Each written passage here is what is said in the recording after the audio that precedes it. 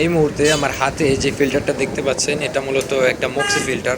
অনেকের এই মক্সি ফিল্টারটা নিয়ে একটা ভুল কনসেপ্ট হচ্ছে যে এই ফিল্টারটা লাগালে নাকি বাইকের পাওয়ার বেড়ে যায়।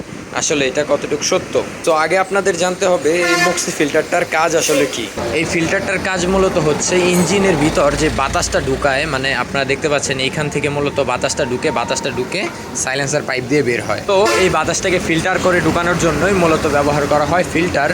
অনেকে স্টক ফিল্টারগুলো বাদ দিয়ে তারা এই মক্সি ফিল্টার ব্যবহার করে, যেমনটা দেখতে পাচ্ছেন এই বাইকটাতে একটা ফিল্টার লাগানো আছে। স্টক ফিল্টারগুলো যেই কাজটা করে বাতাসকে ফিল্টার করে ইঞ্জিনের ভিতরে দেয়, এই মক্সি ফিল্টারটাও ঠিক সেম সেই কাজটাই করে, বাতাসকে ফিল্টার করে ইঞ্জিনের ভিতরে ঢুকায় এটা বের করে। এইখানে আমরা বুঝতেই পারলাম যে এখানে শুধুমাত্র বাতাসকে ফিল্টার করানো বোঝায়, এটাতে কোনো প্রকার বাইকের পারফরমেন্স আপডেট হওয়ার কোনো মানেই নেই। যদি কেউ আপনাকে বলে মক্সি ফিল্টার লাগান বাইকের পারফরমেন্স আপডেট হবে, তাহলে সেটা সম্পূর্ণ ভুল কথা। ভিডিওটি ভালো লেগে থাকলে একটা লাইক দিয়ে আমাদের সাথেই থাকুন পরবর্তী ভিডিওটি দেখার জন্য।